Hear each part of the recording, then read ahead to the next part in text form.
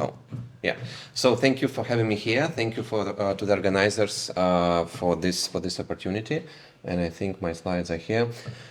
So yeah, basically, what I wanted to share today is our path with MCP inside our company, inside ClickHouse. And before I start, let me introduce myself. My name is Dmitry Pavlov, and two things that you need to know about me. I'm obsessed with data warehouses, databases. This is my main expertise. And 6 months ago, I hated AI. I thought it was absolutely bait for investors, how they call it. And I tried to play with OpenAI, with some other tools. I didn't like it. I didn't understand what everyone was so mad at about it. And everything changed a few months ago when MCP was released. So I'm not an AI expert, and I'm more like implementing something on top of AI. So please think of me as industry guy that tries to implement something on top of MCP inside his company. So besides the internal data warehouse, which I'm running at ClickHouse, I'm also managing our relationships with cloud service providers, Azure, GCP, AWS, and others. I'm also responsible for our pricing and margins, and I'm responsible for some product features of our databases. And yeah, I live in Holland, in Hoorn. And actually, what is ClickHouse database? Please, can you please raise a hand if you know ClickHouse database, if you ever heard about this? Oh, that's cool. Thank you. So in general, ClickHouse is an open source analytical massive parallel processing cloud database. Open source means that you can take the code, build it, and use it ClickHouse for free. It's licensed under Apache 2 license. Analytical means that ClickHouse is focused on processing large data volumes and more or less complex queries with a lot of aggregations, filters, etc. Massive parallel processing means that it can scale up to hundreds and thousands of nodes. There are clusters about 50 petabytes at Cloudflare, by the way. As I remember, they have pretty large clusters of ClickHouse. And cloud obviously means that besides the open source distribution, we also provide the cloud service, which is our main product, the SaaS database. And two things that you need to know about ClickHouse: it is very fast on large volumes and large amount of users. And my favorite example here is music services like Spotify, YouTube Music, Apple Music, etc. So as you know, they have millions of artists there, bands and singers. And all these millions of artists, they want to know some analytics on their songs, on their albums, etc. And there is a special dashboard where every singer can log in and try to play with charts and dates and some data. And for example, on the New Year's Eve or some holidays or some specific dates, most of these teams, of these bands and artists, they log in and try to see what country is listening to their new song, how their song is performing, where they're earning money. And this creates a situation where the database should handle with thousands or even tens of thousands of concurrent queries, but every query scans a lot of data. So it's not like OLTP, it's like more a lab, analytical workload. And also, the second thing about ClickHouse, it's very cost effective thanks to our special compression and our storage model. So what we do, we provide a cloud service based on the ClickHouse database as we are creators of the ClickHouse database itself. And inside the company, inside ClickHouse company, I see my mission as to make our team as data-driven as possible. I think, and I'm pretty sure in this, that all important decisions should be made based on data, not based on assumptions, based on someone's experience. So I try to help all our teams inside ClickHouse, product team, sales team, engineering, support, operations, and many other teams to make their decisions based on data. So when they think about launching a new pricing dimension, when they're thinking about launching a new region, they need to operate data and not assumptions, maybe we should go to Dubai, maybe we should go to Brazil. No, we have the data, we have a lot of data, and we just need to organize this data so everyone could make their decisions based on facts. And this is what our data warehouse actually does. So the data warehouse is some magic stuff that collects data from data sources, like, for example, our product itself, our billing, our cloud service provider costs, our CRM, and many other systems. Processes this using dbt and Airflow, and provides so-called data marts. Data mart is a table that operates business entities, not technical entities like the source systems, but business entities. And all the teams inside ClickHouse can use these data marts using our BI tool, its superset or preset, using ad hoc access, so they can write queries. If it's a technical folk, he can write quite a complicated and sophisticated query. And now using MCP. But before we dive into how we implemented MCP in our data warehouse, I just wanted to refresh your understanding of MCP. But once again, please don't think about me as an AI expert. This is how I see it. This is my point of view. So imagine we have a user that wants to talk to Claude, for example, and get some answer for his question. So this user installs a Fed client app, Claude AI, on his laptop and asks some question.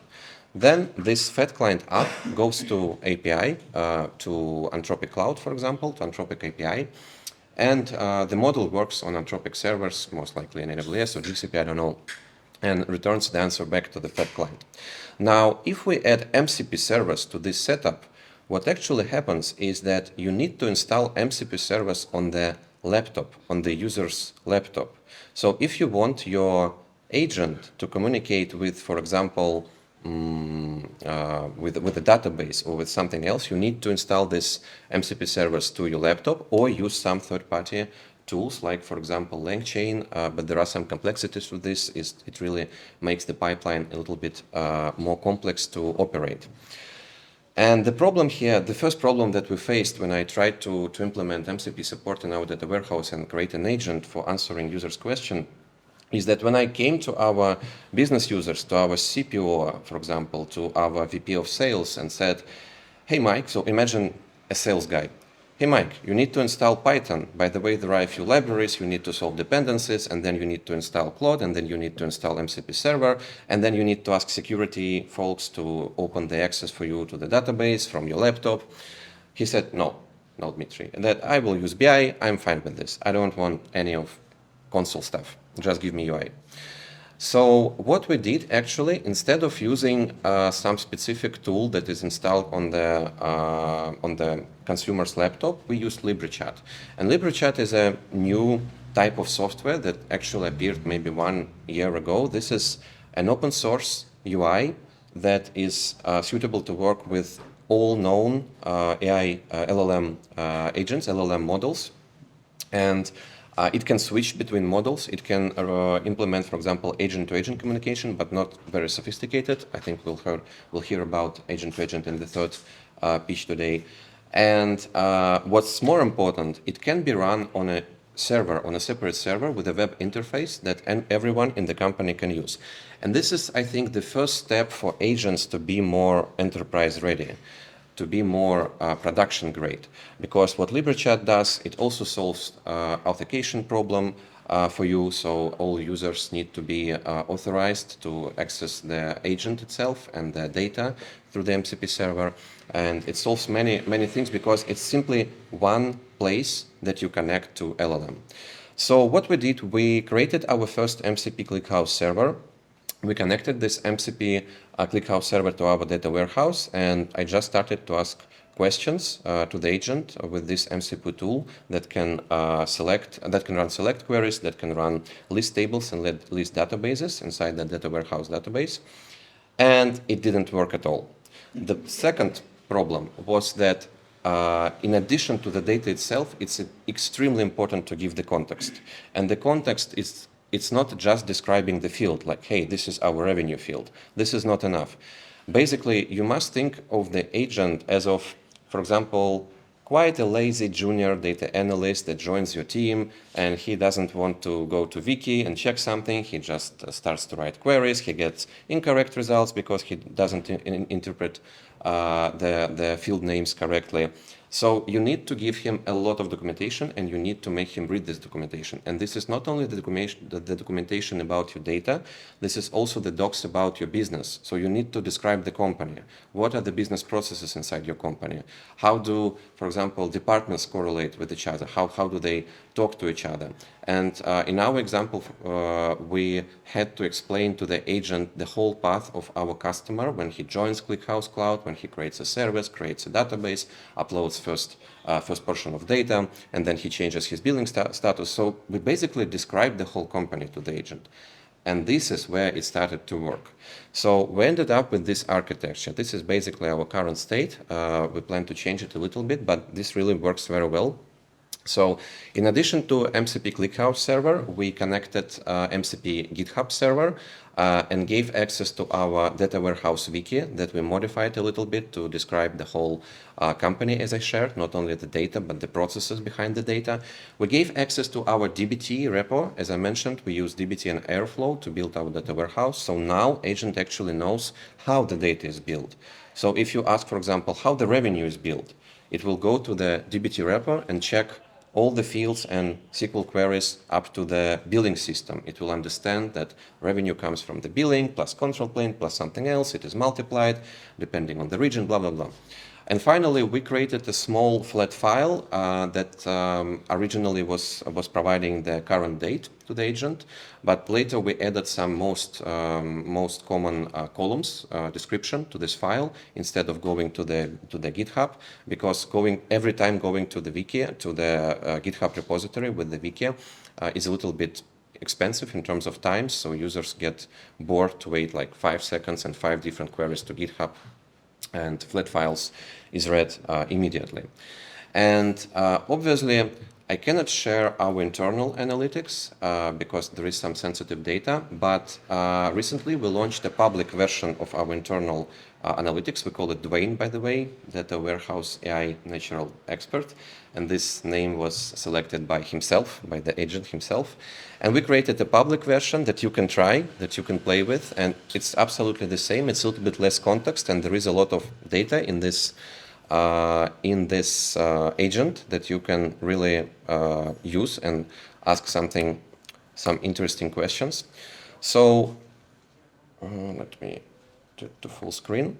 And actually, maybe I can put this, if you can hear me well without the mic. So let's start with something simple, like what is the safest place in New York City according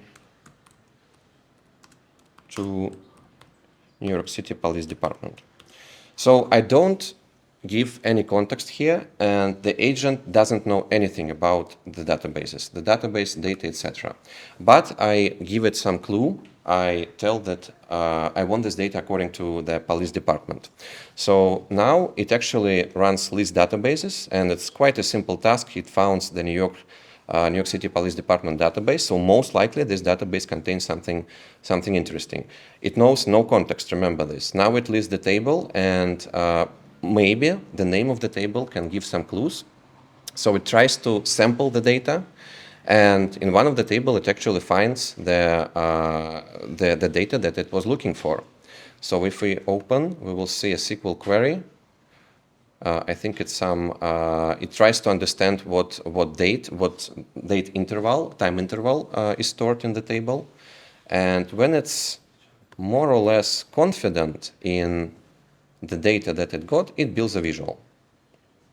Let's wait a little bit, but most likely the safest place will be Bronx, I guess.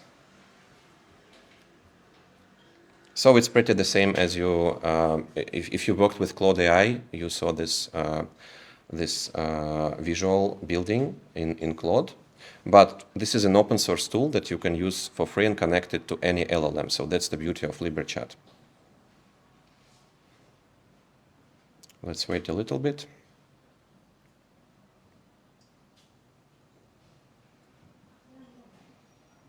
Brooklyn, okay. So in general, imagine our CEO asking what region, what AWS or GCP region brings us most money. He does absolutely the same. He just logs into the same agent, but with access to private data, and he plays with it, and in the end he gets the chart. No BI needed. And I think in future, these two industries, LLM and BI, they will merged together in something like this, but maybe with some presets. So it's really interesting to see how it evolves. But let's ask something more interesting. So I know that inside this demo database, there are two interesting data sets. The first one is stocks. So basically, these are prices for every ticker, for every stock, for every day, I think, for the last few years, maybe 10 years. And also, there are a few databases with weather reports. So history of weather around the globe, according to some like weather providers like AccuWeather, etc., and according to some government emergency providers that report on hurricanes, for example. So let's ask the following, and this is the real question that I got in history of this agent that some user asked. What stocks depend on weather? So now it needs to understand what database to use. I don't give any clue on the New York City Police Department, as in the previous example. And it needs to understand that these two databases can be joined. So the query will be a little bit more complex, and it has no context at all. So I don't know it doesn't know how to use this data. It needs to evaluate the data on the fly. So it found the stock database and one of the weather databases. It's interesting that only one. And if we open one of the queries, we should see the join itself. Maybe it was previously. Sometimes it performs the join in memory, like not as the query. That's a bad situation. Ideally, it should run the join in the database because it's more cheap operation. But in general, it will give you an answer that, you already can see in the code, utilities and energy companies, agriculture companies. And that's interesting because sometimes it picks another database that is also a valid answer. Yeah, so these are the stocks. And there is a database that contains hurricanes reports, hurricanes history. And there are, for example, some home depot providers like Praxis and Gamma, but in the United States, and they depend heavily on hurricanes because after hurricanes, everyone restores their homes. So I wonder, it's pretty obvious to use this data on the market, so I wonder if someone already do this. So you can play with this agent right now from your,